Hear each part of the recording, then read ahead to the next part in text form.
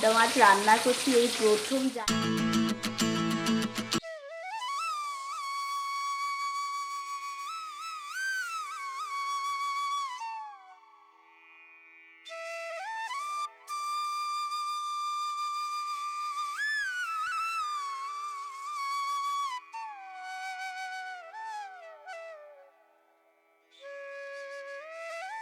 Hello বন্ধুরা, শুভ সকাল। কেমন আছো? আশা করি সবাই সুস্থ আছো, ভালো আছো। নতুন একটি ভিডিওতে তোমাদের সবাইকে অনেক অনেক স্বাগত, অনেক ভালোবাসা। সকাল সকাল মেয়েকে ঘুম থেকে উঠিয়ে পড়তে বসিয়ে দিয়েছি। আজ থেকে ওর স্কুল ছুটি, গরমের ছুটি পড়ে গেছে। আর আমি এদিকে বিছানা টিছানা গুছিয়ে চলে এসেছি রান্নাঘরে রান্না জোগাড় করতে।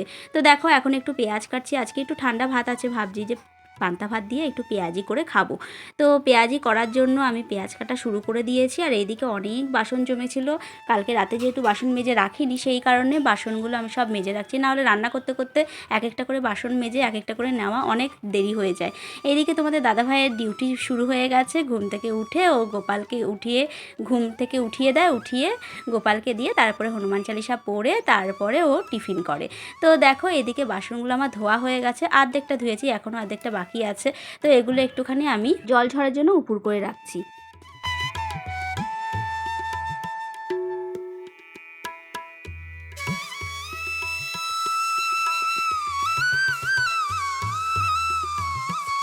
তো দেখো রোজ তোমাদের দাদাভাই চান করে উঠে গোপালকে দেয়, দিয়ে হনুমান চালিসা পড়ে তারপর সব ঘরে এরকম ধূপকাঠি দেখায়। পেঁয়াজটা কেটে নিই, তারপরে বড়া করে তারপর পান্তা ভাত খাবো। তারপর এখনও শর্ট ভিডিও করা বাকি আছে, বড় ভিডিও আপলোড মানে এডিট করা বাকি আছে, অনেক টেনশান। তারপরে দুপুরে রান্না, আজকে আবার রবিবার একটু মাছ আনবো, যেহেতু মা আছে রবিবারে আমরা মাছ আনি।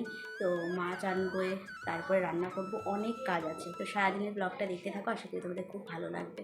হ্যাঁ, লাউ আর আমরা 4 দিন খেতে পারবো, 4 দিন না আর 3 দিন খেতে পারবো লাউ আর লাউ শাক। সেই জন্য তোমাদের দাদাভাইকে 3 দিন পর কি যেন জ্যৈষ্ঠ মাস পড়ে যাবে, ওই জন্যে।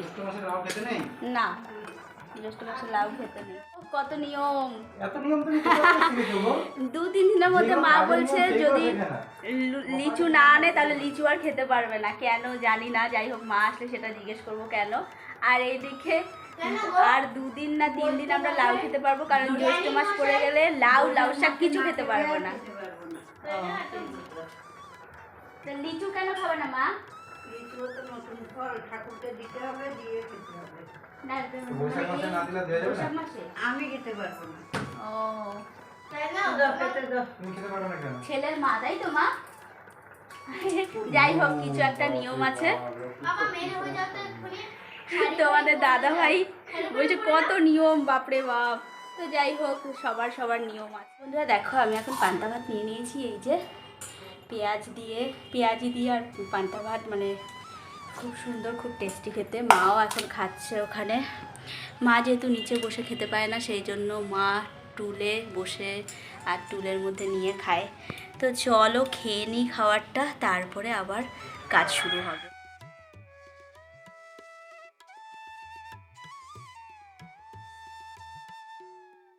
Happy mother's day. Thank you সোনা মা।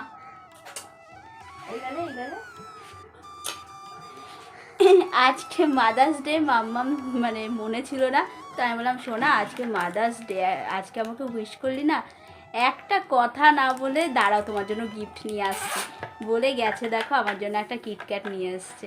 থ্যাংক ইউ সোনা মা। ওয়েলকাম। যাও এটা আগে গোপালকে দেবে, তারপরে আমরা খাবো, ঠিক আছে? তো চলো এটা গোপালকে আগে দেওয়া হবে, তারপরে আমি খাবো। তোমাদের দাদাভাই আজকে আমার পছন্দের মাছ এনেছে, দেখো পাবদা মাছ। এই প্রথম আসলো আমার বাড়িতে পাবদা মাছ। তো সত্যি আমি কোনোদিনও রান্না করিনি, আজকে প্রথম রান্না করব। আর এই রকম দেখতে সেটাও আমি জানতাম না। যতবার বিয়ে বাড়িতে খেয়েছি পাবদা মাছ রান্না করা খেয়েছি, তখন অতটা খেয়াল করিনি কেমন দেখতে, নর্মাল বাটা মাছের মতনই লাগতো দেখতে। এখন দেখছি অন্যরকম দেখতে মাছটা। আর এখানে এটা কি পাবদা মাছেরই ডিম? না, এটা অন্য কোনো মাছের ডিম হবে, যাই হোক কাতলা মাছের কিংবা রুই মাছের। তো বন্ধুরা তোমরা কি বুঝতে পারবে এটা কি মাছের ডিম? যদি বুঝতে পারো আমাকে কমেন্টে জানিও। আমি ঠিক বলতে পারছি না এটা কি মাছের ডিম।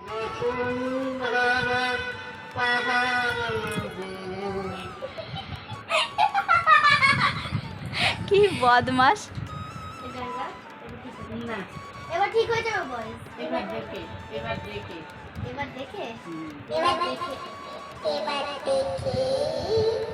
তো দেখো এখানে মা আর ছেলে মানে তোমাদের দাদা ভাই আর মা দুজনা মিলে ভিডিও করছে, ভিডিও বলছি, দুজনা মিলে পাট শাক বাচ্ছে। এইমাত্র তোমাদের দাদাভাই বাজার থেকে পাট শাক নিয়ে এসছে।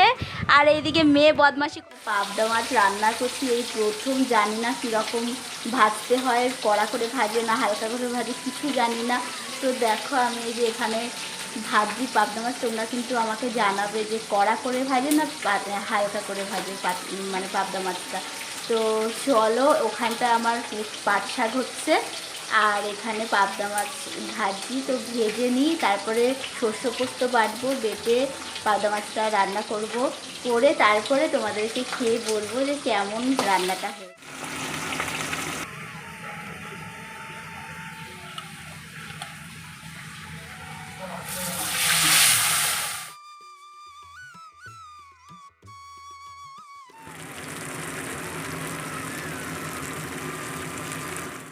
তো বন্ধুরা, পাবদা মাছ করেছি শস্য পোস্ত দিয়ে, আর দেখো একদম হালকা পাতলা করে করেছি, বেশ কিন্তু দেখতে যেমন সুন্দর হয়েছে খেতেও আশা করি খুব ভালো হবে। তো চলো সবাই কি বলে খেয়ে সেটাই দেখি।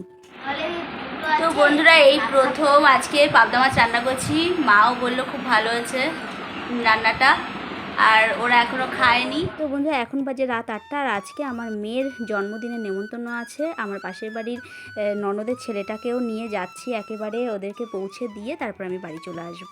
তো ওদেরকে পৌঁছে দিলাম, এবার মেয়ে। বন্ধুরা, আমি এখন মাম্মামদের বার্থডে বাড়িতে পৌঁছে দিয়ে এখন আমার বাড়ি চলে যাচ্ছিলাম। তো হঠাৎ করে আমার ফুচকা খেতে ইচ্ছে হলো, তো এখন যাচ্ছি ফুচকা খেতে। ব্যাগ নিয়ে আসিনি, কিন্তু ফোনের পেছনটা যেহেতু টাকাটা আছে যেহেতু, তাহলে অসুবিধা কী আছে, ওই জন্য যাচ্ছি একটু ফুচকা খেতে। তো আমার কপালটাই খারাপ, ফুচকা খেতে এসে দেখছি যার কাছে ফুচকা খাই সেই দাদাটা বসেনি। তো চলে আসলাম চপ খেতে। চপের এখানেও আমার কপাল খারাপ, মানে কি বলবো, চেয়েছি আলুর চপ আর ভেজিটেবল, দিয়েছে ব্রেড চপ আর ভেজিটেবল। যাই হোক, ওই দুটো মিলেই নিয়ে চলে গেলাম। তো আজকে যেহেতু এত দু রকমের চপ নিয়েছি, সেই জন্য শাশুড়ি মা বললো যে থাক, আজ কোনো তরকারি করতে হবে না। দুপুরবেলা তো বেশি একটা তরকারি করিনি, একটুখানি শাক করেছি আর ওই পাবদা মাছের ঝাল করেছি, ব্যাস ওই দিয়ে চলে আসলাম। রুটি দিয়ে মা আর আমি খেয়ে নিলাম। জানি খেতে খুবই কষ্ট হয়েছে, তবুও খেয়ে নিয়েছি জোর জবরদস্তি। মা যেহেতু বললো করতে হবে না, সবসময় আর রান্না করতে ভালো লাগে না জানো তো, ওই জন্য আর করলাম না। তো চলো বন্ধুরা, আজকে ভিডিওটা কেমন লাগলো অবশ্যই কিন্তু কমেন্ট করে জানাবে, আর ভালো লাগলে লাইক শেয়ার কমেন্ট করে দেবে। আর এবিপি ফ্যামিলিতে তোমরা যদি নতুন এসে থাকো অবশ্যই চ্যানেলটি সাবস্ক্রাইব করে যাবে। টাটা।